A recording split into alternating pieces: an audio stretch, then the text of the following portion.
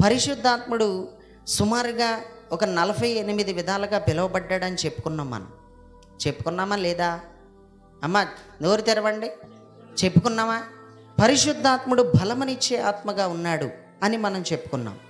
అలా చెప్పుకుని చాలా విషయాలు మనం ధ్యానం చేశాం.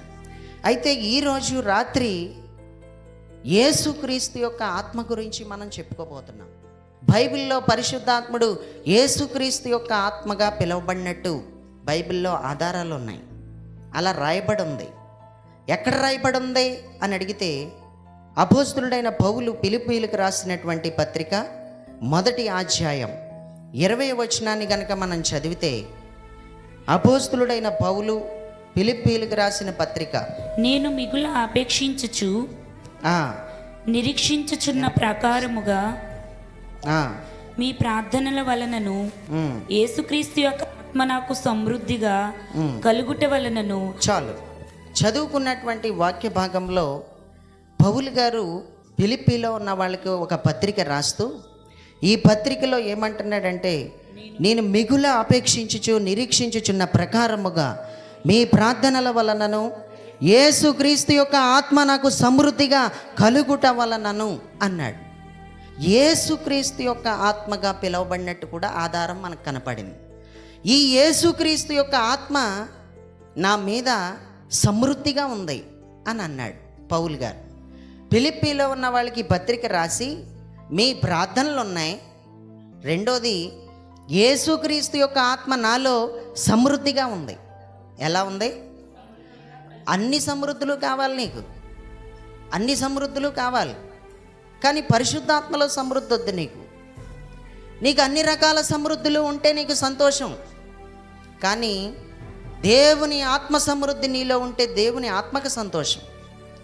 ధన సమృద్ధి చాలా విస్తారంగా కావాలి నీకు, ఆహార సమృద్ధి నీకు చాలా విస్తారంగా కావాలని కోరుకుంటావు, నీకు వస్త్రాల సమృద్ధి నీకు చాలా ఎక్కువగా ఉండాలని కోరుకుంటాం.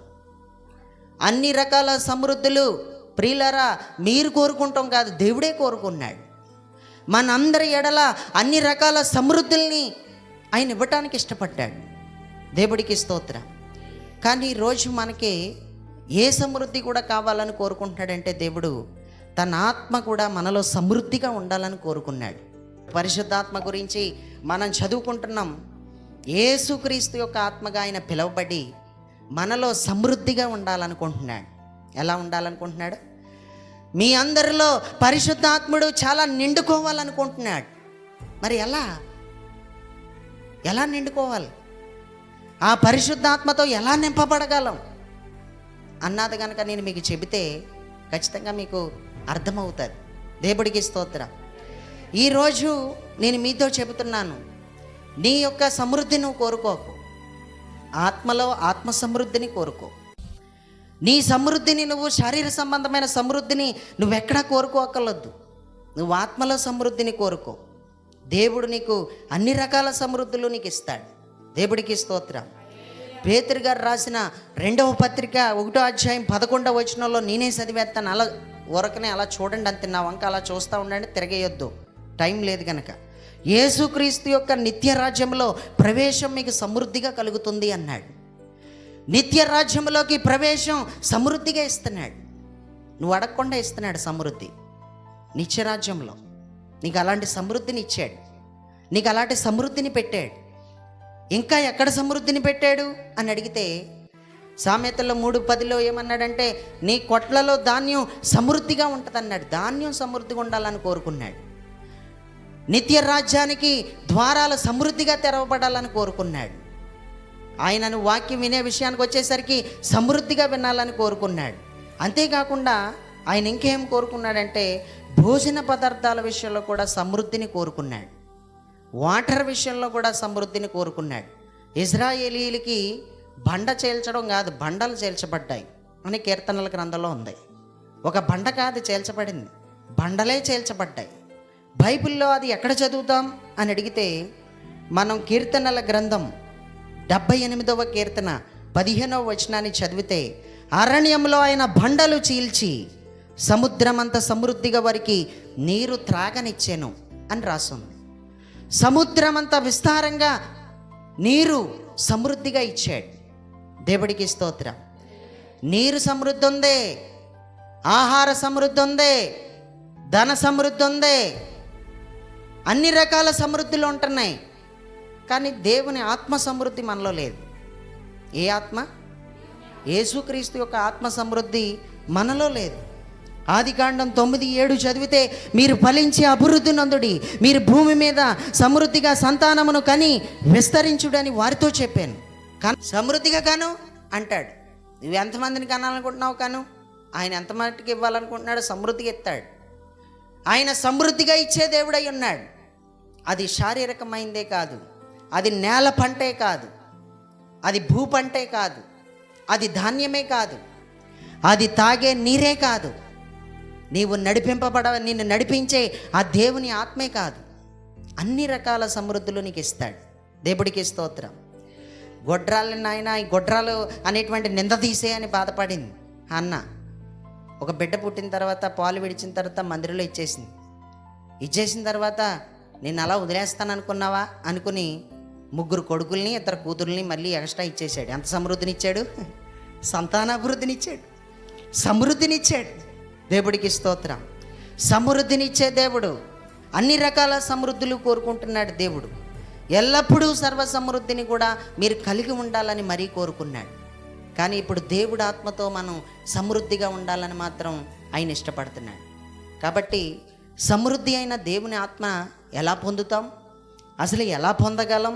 సమృద్ధి అయిన దేవుని ఆత్మ పొందటానికి ఏం చేయాలి అనేవి 2 విషయాలు చెప్పేసి 2 ముక్కల్లో తేల్చేస్తాను. దేవుడికి స్తోత్రం. సమృద్ధి అయిన దేవుని ఆత్మ గురించి మీరు చెప్పారు కదా, మరి సమృద్ధి అయిన ఆత్మ ఎలా పొందుతాం? అది ఎలా సాధ్యం? అది ఎలా పొందగలం? ఎన్నో సంవత్సరాల నుంచి అడుగుతున్నాను కానీ పరిశుద్ధాత్మ రావటం లేదు. అది సమృద్ధిగా రావటం లేదు. పరిశుద్ధాత్మ చేత ఒక్కసారి కొంచెం అలా వెలిగించబడి చల్లారిపోయిన వ్యక్తివైతే నిన్ను వాడు పాడు చేసాడు కానీ దేవుడు పాడు చేయలేదు. దేవుడు బాగు చేస్తూ ఉంటే వాడు పాడు చేస్తూ ఉన్నాడు. దేవుడు లేపుతూ ఉంటే ఆడు పడగొడతా ఉన్నాడు. దేవుడు ఏది చేసినా ఆడు పాడు చేస్తానే వచ్చాడు. దేవుడు భూమిని చేసినప్పుడు ఆయన బల్లపరుపుగా చేశాడు. భూమిని బల్లపరుపుగా చేసినటువంటి భూమిని వాడు ఏం చేశాడంటే, దేవుణ్ణి ఏం చేయలేక భూమిని పాడు చేశాడు. భూమిని ఎప్పుడైతే పాడు చేశాడో భూమి చచ్చిపోయింది. భూమికి ఆకారం పోయింది. చచ్చిపోయిన భూమి కోసం ఆయన ఆలోచించి, ఓయ్ భూమి, నువ్వు చచ్చిపోవడం నాకు ఇష్టం లేదు, నీకు నేను మరలా పునరుద్ధాన శక్తిని ఇవ్వాలనుకుంటున్నాను అని అనుకున్నాడు. అనుకుని భూమికి, చచ్చిపోయిన భూమికి ఆయన పునరుద్ధాన శక్తిని ఇచ్చాడు. ఆయన భూమిని చేసినప్పుడు బల్లపరుపుగానే చేశాడు. కానీ అది వాడు పాడు చేస్తే, అది ఆకారమే లేకపోతే, నిరాకారం అయిపోతే, వాడు పాడు చేసిన తర్వాత దేవుడు పాడైపోయిన దాన్ని బాగు చేయాలనుకుని ఈసారి భూమికి పునరుద్ధాన శక్తిని ఇచ్చి భూమి తన చుట్టూ తాను తిరిగే శక్తిని భూమికి ఇచ్చాడు. ఇది వరకు భూమి తన చుట్టూ తాను తిరిగేది కాదు. చచ్చిపోయినప్పుడు భూమి తన చుట్టూ తాను తిరిగేది కాదు. కానీ దేవుడు భూమికి పునరుద్ధాన శక్తినిచ్చి తన చుట్టూ తాను తిరిగేలా చేశాడు. ఆ తర్వాత చచ్చిపోయిన భూమికి ఆయన పునరుద్ధాన శక్తినిచ్చిన తర్వాత, భూమి, నీకు పునరుద్ధాన శక్తినిచ్చాను, నువ్వు చచ్చిపోయిన దానివి చచ్చిపోయినట్టు ఉండకుండా నీకు పునరుద్ధాన శక్తినిచ్చాను కదా, అయితే నీవు విత్తనములనిచ్చు, చెట్లను మొలిపించు, చెట్లను మొలిపించు, విత్తనములనిచ్చు, చెట్లన్నీ కూడా నువ్వు మొలిపించు, గడ్డిని మొలిపించు అన్నాడు. సరే, నేను అది చేసేస్తాను, నన్ను బ్రతికించావు గనక నేను చేస్తాను అని చెప్పి భూమి విత్తనములను ఇచ్చు, చెట్లను మొలిపించింది, గడ్డిని కూడా మొలిపిస్తుంది. భూమి, నువ్వు గడ్డిని మొలిపించావు, విత్తనములను ఇచ్చు, చెట్లను మొలిపించావు, నేను చెప్పినట్టుగా నువ్వు చేసావు. కానీ ఇప్పుడు నువ్వు చేయలేని పని నేను నీతో చేయిద్దాం అనుకుంటున్నాను అన్నాడు. ఏం చేయిస్తావు అన్నట్టుగా భూమి అలా చూస్తూ ఉంది. నీవు అడవి జంతువులను పుట్టించు అన్నాడు. గడ్డినంటే నేను మొలిపించగలను, విత్తనములనిచ్చు, చెట్లనంటే నేను ఇవ్వగలను, అడవి జంతువులను నేను ఎలా పుట్టించగలను? పురుగుల్ని పుట్టించంటావేటి అంటూ నేను అప్పగించిన పనిని నువ్వు నమ్మకంగా చేసావు గనక నువ్వు చేయలేని పనిని నువ్వు చేయకపోతే నేను చేయిస్తాను అన్నాడు. ఎందుకంటే నేనిచ్చిన పునరుద్ధాన శక్తి ఎలాంటి శక్తి అంటే నువ్వు చేయలేని పనులు చేయిస్తే శక్తి అది. నువ్వు చేయలేనిది చేయిస్తాను నీతో. చచ్చిపోయిన నీకు అప్పగించిన పనిలో నమ్మకంగా ఉన్నావు, బ్రతికావు అనగానే సరే అంటూ దానికి ఎప్పుడైతే సిద్ధపడిందో భూమి, అడవి జంతువులు పుట్టిస్తాను అని సిద్ధపడిందో భూమే పుట్టించింది. ఇప్పుడు మనకి కనబడుతున్న పురుగులన్నీ, అడవి జంతువులన్నీ, ఏనుగులన్నీ ఇవన్నీ కూడా ఎవరు పుట్టించారు? భూమి పుట్టించినట్టు ఆది కాండంలో ఉంది. దేవుడు పుట్టించలేదు. దేవుడు సెలవు చెప్పున భూమి పుట్టించింది. చూసారా? నిన్ను పాడి చేస్తా ఉంటే వాడు దేవుడు బ్రతికించడానికి చూస్తున్నాడు. నేను చంపేస్తా ఉంటే దేవుడు నిన్ను బ్రతికించడానికి చూస్తున్నాడు. తన ఆత్మశక్తితో, అది కూడా సమృద్ధి అయిన యేసుక్రీస్తు ఆత్మతో నిన్ను మరలా లేపుతున్నాడు. ఆమేన్. రెండవసారి ఆయన మానవుణ్ణి చేస్తే మరలా దేవుణ్ణి ఏం చేయలేక మానవుడి మీద పడ్డాడు. ఆదిలో మానవుడి మీద పడ్డాడు. దేవుణ్ణి ఏం చేయలేక, దేవుడి మీద ఉన్న కోపం చేత దేవుణ్ణి ఏం చేయలేకపోతున్నాడు. దేవుడి మీద కోపం మానవుడి మీద పడి వాడు తన కోపాన్ని చూపించుకున్నాడు. అంతే, మానవుడిని కూడా చంపేశాడు. దేవుడు ఎప్పుడు ఏది చేస్తున్నా సరే దేవుణ్ణి ఏం చేయలేక ఆడు మన మీదే పడతాడు. ఆది కాండ గ్రంథంలో ఆదిలో మానవుడు కూడా చచ్చిపోయాడు. భూమి చచ్చిపోతే భూమికి పునరుద్ధాన శక్తిని ఎలాగైతే ఇచ్చాడో మానవుడు ఏనాడో చచ్చిపోయాడు. అలా చచ్చిపోకూడదని పునరుద్ధాన దేహంతో పునరుద్ధానుడై మరలా మనలోకి పునరుద్ధాన శక్తిని ఇచ్చాడు. ఆమేన్. ఇప్పుడు మానవుడు కూడా బ్రతికాడు. దేవుడికి స్తోత్రం. మీకు ఏమర్థమవుతుందో నాకు తెలియట్లేదు. చచ్చిపోయిన స్థితిలో నువ్వు ఉన్నావు, కానీ దేవుడు తన ఆత్మ సమృద్ధిని నీకు ఇచ్చి నిన్ను మరలా బ్రతికిస్తున్నాడు. సమృద్ధి అయిన ఆత్మతో నింపబడు. సమృద్ధి అయిన ఆత్మ ద్వారా నీలోకి జీవం వస్తూ ఉంది. ఎలాగా? సమృద్ధి అయిన ఆత్మని ఎలా పొందాలో బాగా తెలుసుకోవాలి. సమృద్ధి అయిన ఆత్మ గురించి ఎలా పొందుకోవాలో తెలీదు, చెప్పేవాళ్ళ దగ్గర నేర్చుకోవు. పరిశుద్ధాత్మతో నింపబడాలంటే 2 కారణాలు చెప్తాను. పరిశుద్ధాత్మ అయితే మనలో సమృద్ధిగా ఉండాలని కోరుకుంటున్నాడు. అపోస్తులుడైన పౌలు తీతుకు రాసిన పత్రికలో ఆయన ఏమన్నాడంటే, పరిశుద్ధాత్మను యేసుక్రీస్తు ద్వారా ఆయన మన మీద సమృద్ధిగా కుమ్మరించాడని మాట్లాడాడు. ఇందాక ఫిలిప్పీలకు రాసిన పత్రికలో చెప్పాడు సమృద్ధి అయిన ఆత్మ కోసం, మళ్ళీ తీతుకు రాసిన పత్రికలో చెప్పాడు యేసుక్రీస్తు ద్వారా సమృద్ధిగా తన ఆత్మను కుమ్మరించాడు అని చెప్పి రాశాడు. 2 సార్లు వచ్చింది ఆ మాట. 2 సార్లు ఆ మాట వచ్చిందంటే సమృద్ధి అయిన ఆత్మతో నింపబడ్డాడు. దేవుడికి స్తోత్రం. అలా సమృద్ధి అయిన ఆత్మతో నింపబడి ఆయన గొప్ప సేవ చేశాడు. సమృద్ధిగా ఆత్మ ఎలా వస్తుంది, అసలు ఎలా పొందుతాం అంటే 2 కారణాలు చెప్తాను. అందులో మొట్టమొదటి కారణం ఏంటంటే, బైబిల్ ఏం చెప్తుందంటే లూకా సువార్త 11:13 చదివితే, పరలోకమందున్న మీ తండ్రి తన్ను అడుగు వారికి పరిశుద్ధాత్మను ఎంతో నిశ్చయముగా అనుగ్రహించున్న నేను అని రాస్తుంది. పరలోకమందున్న మీ తండ్రిని మీరు అడగండి, అడిగితేనే పరిశుద్ధాత్మ మీ మీదకి వస్తుంది. అడగకపోతే పరిశుద్ధాత్మ మీ మీదకి సమృద్ధిగా రాదు. దేవుని యొక్క ఆత్మ మీ పైన సమృద్ధిగా ఉండాలంటే మీరు ఆ పరిశుద్ధాత్మను అడగమని చెప్తున్నాడు బైబిల్లో. దేవుడికి స్తోత్రం. అడుగుడి నీకు ఇవ్వబడునని చెప్పాడు. యాకోబు రాసిన పత్రికలో ఏమన్నాడంటే, అడగకే మీరేమీ పొందలేకపోతున్నారు అన్నాడు. అడగకే మీకేం దొరుకుతలేదని అంటున్నాడు. ఎన్ని సంవత్సరాలు అయిందో నాకు తెలుపులేదు, అసలు పరిశుద్ధాత్మే లేదు నీ మీద. భాషలతో కన్ఫర్మ్ చేసుకుంటాం పరిశుద్ధాత్మ ఉందని. భాషలతో మాట్లాడడం వల్ల కన్ఫర్మ్ చేసుకుంటాం, కానీ భాషలు మాట్లాడడానికి పరిశుద్ధాత్మతో నింపబడటానికి అసలు సంబంధమే లేదు. బాప్తిస్మానికి పరిశుద్ధాత్మకి అసలు సంబంధమే లేదు. బాప్తిస్మం తీసుకోనప్పుడు కూడా కుమ్మరింపబడింది పరిశుద్ధాత్మ. భాషలతో మాట్లాడలేనప్పుడు కూడా పరిశుద్ధాత్మ తాకిడి ఉంటుంది, కానీ డ్రాప్స్గా మనలోకి దిగుతాడు ఆత్మ. కంచంలో భోజనం పెట్టుకున్నాం కదా అని ఒకసారి మింగేత్తాక లేదు, ముద్ద తింటేనే గుటక గుటక ఎత్తేనే దాహం ఎలా తీరుతుందో, ముద్ద ముద్ద తింటేనే కడుపు ఎలా నిండుతుందో, డ్రాప్స్గానే మనలోకి వస్తాడు. ఒక్కసారిగా వచ్చి పడిపోండి నీ మీద. డెవలప్ చేసుకోవాలి, పెరిగేలా చూసుకోవాలి. ఎలా జరుగుతుంది? పెరుగుతలేదు అసలు, ఎదుగు లేదు అసలు, లోపల ఆత్మ ఎదుగుతలేదు అసలు. నీ గర్భంలో నువ్వు ఒక ప్రెగ్నెంట్ అయినప్పుడు నీ గర్భంలో ఏ నెలకి ఎదగవలసిన రీతిగా ఆ నెలకి అవయవాల ఎదుగుదల నా గర్భంలో ఉన్న బిడ్డకి కలగాలి అని ప్రార్థన చేసుకున్నావు. శారీరకంగా బ్రెయిన్ ఎదుగుదల లేకపోతేనే ఎంత బాధ వచ్చేస్తుంది కదా. నీ పిల్లలకి ఎదుగుదల లేకపోతే, అందరి పిల్లలతో కలిసి ఆడుకోకపోతే నీకే అంత బాధ వచ్చేస్తే, మరి ఆత్మ ఎదుగుదల లేదు, ఆయన ఎంత బాధపడాలి? మరి ఆత్మ ఎదుగుతలేదు కదా నీలో, ఇంకా లోతు లేదు కదా అసలు. నీకు ఆత్మ ఎదుగుదల అసలు పెరగట్లేదు కదా నీలో, అలాగే ఉండిపోయింది. ఎంత పొందుకున్నావో అంత ఆత్మే ఉంది, కానీ అది పెరగలేదు. ఎందుకు పెరగలేదు? ఏమైంది నీకు అసలు? ఎందుకు సమృద్ధి అయిన ఆత్మతో నింపబడలేకపోతున్నావు?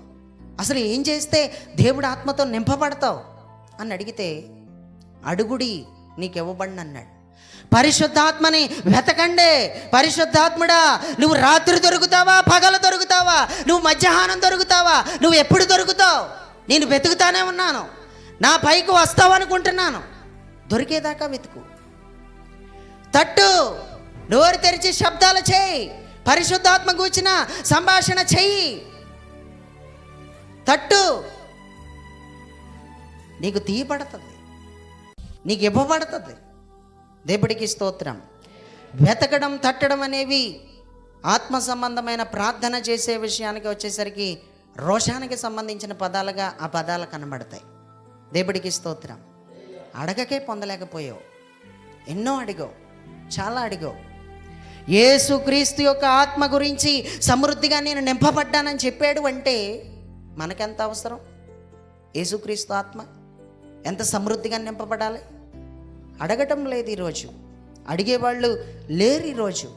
అడిగే విధానంలోనికి మనందరూ రావాలని దేవుడు కోరుకుంటా ఉన్నాడు. దేవుడికి స్తోత్రం. పరలోకమందున్న తండ్రి చిత్తమై ఉంది, అది తండ్రి ద్వారాగానే మనకు అనుగ్రహింపబడతా ఉంది. దేవుడికి స్తోత్రం. రెండోది, పరిశుద్ధాత్మని మనం పొందాలంటే, యేసుక్రీస్తు యొక్క ఆత్మని సమృద్ధిగా మనం పొందాలంటే ఏం చేయాలి అని అడిగితే, పరిశుద్ధాత్మ కోసం కనిపెట్టుకోవాలి. ఏం చేయాలా? పరిశుద్ధాత్మ కోసం కనిపెట్టుకుంటే పరిశుద్ధాత్ముడి మీదకి వస్తాడు. యేసుక్రీస్తు ప్రభువారు ఏం చెప్పాడంటే, లూకా సువార్త 24:49 చదివితే, ఇదిగో నా తండ్రి వాగ్దానం చేసినది మీ మీదకి పంపుచున్నాను, మీరు పై నుండి శక్తి పొందు వరకు పట్టణంలో నిలిచుండండి అన్నాడు. పైనుంచి శక్తి పొందే వరకు మీరు ఎక్కడికి వెళ్ళొద్దు, పట్టణంలోనే ఉండండి, నిలిచి ఉండండి అని చెప్పాడు. తండ్రి వాగ్దానం అది, తండ్రి ద్వారా పొందిన వాగ్దానం. మీరు పరిశుద్ధాత్మతో మీరు నిశ్చయంగా నింపబడాలి, మీరు సమృద్ధిగా ఆ దేవుని యొక్క ఆత్మతో నింపబడాలి. ఇది తండ్రి వాగ్దానం. ఇది మీరు కనిపెట్టుకోకపోతే కుదరదు, మీరు కంగారు పడితే కుదరదు. నాకు కనిపెట్టుకునే ఆ యొక్క అవకాశం నా దగ్గర లేదు, నాకు అంత ఖాళీ కూడా లేదంటే కుదరదు, మీరు దాటిపోతారు, యెరూషలేముని దాటిపోతారు అన్నాడు. మరి ఏం చేయాలి అని అడిగితే ఆయన బ్రతుకున్నప్పుడు చెప్పాడు. రెండోసారి ఆయన ఏం చెప్పాడంటే, పునరుద్ధాన దేహంతో ఒకసారి అలా కనిపించి అన్నాడు.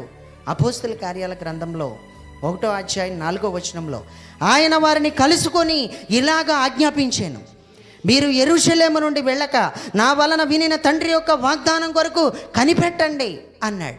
రెండోసారి కూడా మాట్లాడాడు, అరే వీళ్ళు ఎక్కడ మర్చిపోయారా అని చెప్పి. ఈ వాగ్దానాన్ని గూర్చినటువంటి విషయాన్ని నేను పునరుద్ధానుడిని అవ్వనప్పుడే, నేను శిలువ మరణానికి అప్పగింపబడనప్పుడే నేను చెప్పాను. వీళ్ళు మర్చిపోయి ఉంటారు. ఒక్కసారి నేను ఆరోహణం అయిపోయే ముందర ఒకసారి మరలా అది పరిచయం చేసేస్తే బాగుంటుంది, ఒకసారి దాని గురించి జ్ఞాపకం చేస్తే బాగుంటుంది అని చెప్పి, తండ్రి వాగ్దానం కొరకు కనిపెట్టుకోండి అని మరలా చెప్పాడు. అలా చెప్పిన తర్వాత వాళ్ళు మేడగదిలో కూర్చున్నారు. మేడగదిలో కూడుకుని పరిశుద్ధాత్మ చేత వాళ్ళు సమృద్ధిగా నింపబడ్డారు. దేవుడికి స్తోత్రం. సమృద్ధిగా నింపబడినప్పుడు కొన్ని జాతుల వారు, కొన్ని దేశాల వారు అక్కడికి వచ్చినప్పుడు అపోస్తులుడైనటువంటి పేతురు గారు ఏమంటాడంటే, వాళ్ళందరిలో నిలబడి మరలా ఇదే వాగ్దానం గురించి మాట్లాడాడు. ఎక్కడ మాట్లాడాడు చూడండి.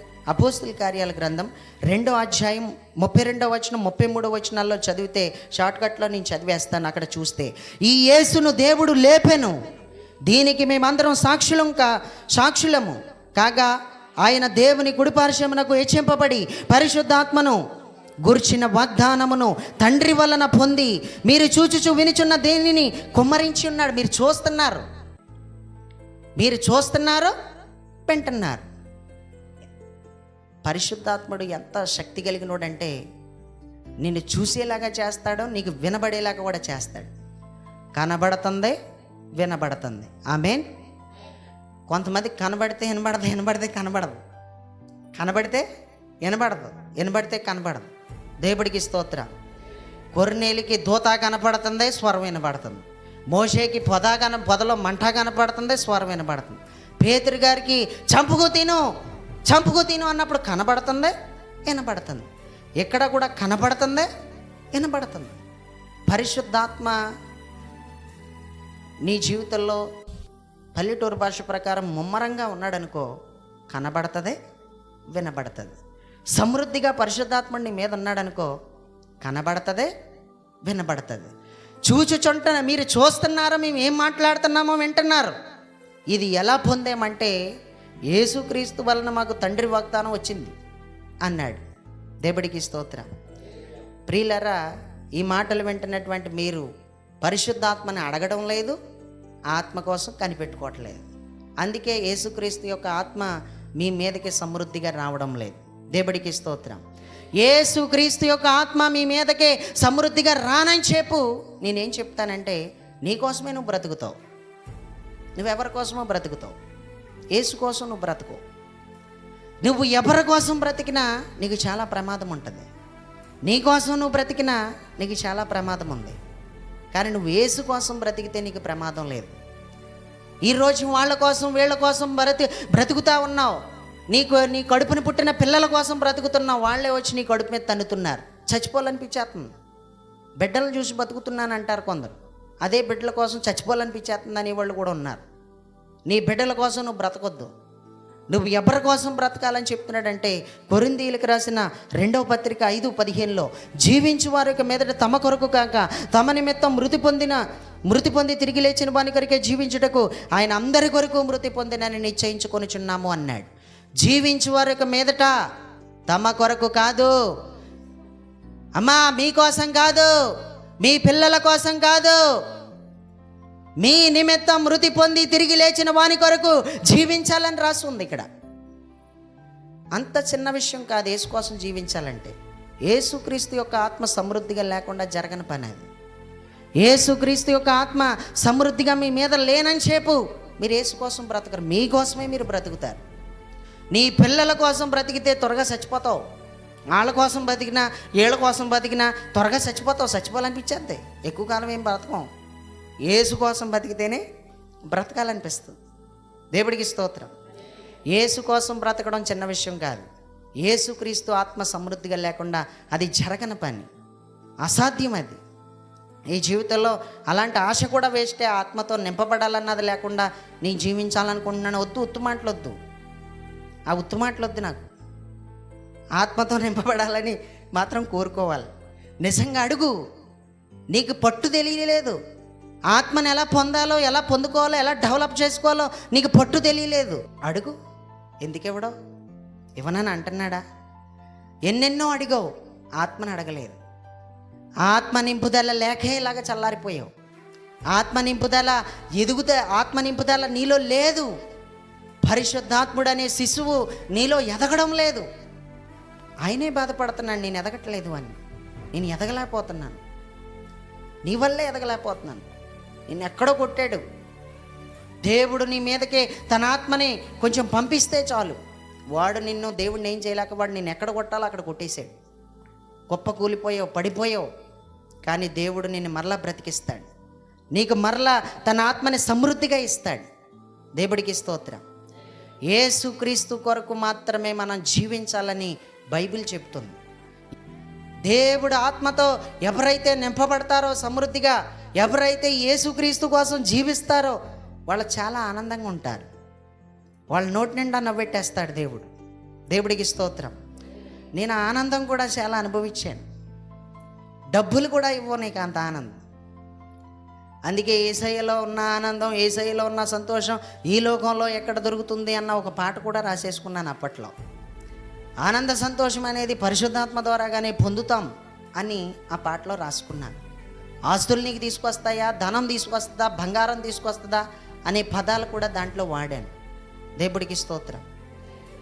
యేసులో ఆనందించలేకపోతున్నాం అంటే యేసు కోసం జీవించలేకపోతున్నాం. యేసు కోసం జీవించలేకపోతున్నాం అంటే సమృద్ధి అని యేసుక్రీస్తు ఆత్మ పొందలేదు అంటే అడగలేదు, కనిపెట్టలేదు. దేవుడికి స్తోత్రం. ప్రతి ఒక్కరిలో ఈ మాటలు ఉండిపోవాలి, నిలిచిపోవాలి ఈ మాటలు. దేవుడికి స్తోత్రం. యేసుక్రీస్తు నందు జీవించిన వాళ్ళు ఆనందంగా ఉండక మానరు, తప్పకుండా ఆనందంగా ఉంటారు. ఒక ప్రార్థన కొత్తకి ఏడుపు, ఒక ఆరాధన చేస్తాకి ఏడుపు. యేసు కోసం జీవించకే మొఖాలు బాగుంటలేదు, ఆనందంగా ఉండలేకపోతున్నారు, సంతోషంగా ఉండలేకపోతున్నారు. ఓ ప్రార్థనా కూటం అంటే ఏడుపు కొట్టు ముఖం, ఒక దేవుడికి ఇవ్వాలన్నా ఏడుపు కొట్టు ముఖమే. దేవుడి స్తోత్రం. దేవుడికి ఇవ్వాలంటే ఎంత ఏడుపో. దేవుడి కోసం జీవించే వాళ్ళు సమృద్ధిగా విత్తేస్తారు. ఆమేన్. బాధ పెట్టుకోవద్దు. నువ్వు యేసు కోసం జీవించకపోవడం వల్లే నువ్వు ఇవ్వలేకపోతున్నావు. పుచ్చుకొనటం కాదు, ఇవ్వి. పుచ్చుకొనుట కంటే ఇచ్చుట ధన్యం. ఇచ్చే విధానంలోకి నువ్వు రావాలి, వెదజల్లాలి, ఇవ్వాలి. దేవుడు అదే కోరుకుంటున్నాడు. నువ్వు ఆనందంగా ఇవ్వాలి. యేసు కోసం జీవించే వ్యక్తివైతే ఖచ్చితంగా నువ్వు ఎలాగుంటావంటే ఎలాంటి నష్టాలలోనైనా సరే నువ్వు ఆనందంగానే ఉంటావు. ప్రియులరా, నేను మీతో చెప్పేది ఒకటే, యేసు కోసం జీవించాలంటే, మీరు ఆనందంగా ఉండాలంటే ఒకటే, సమృద్ధి అయిన ఆత్మతో నింపబడండి. సమృద్ధి అయిన యేసుక్రీస్తు ఆత్మతో నింపబడండి. అలా మీరు నింపబడాలంటే అడగాలి, కనిపెట్టాలి. ఆత్మ సంబంధమైన రోషం తెచ్చుకుని అడగండి. గొప్ప కార్యాలు మీ జీవితంలో జరుగుతాయి.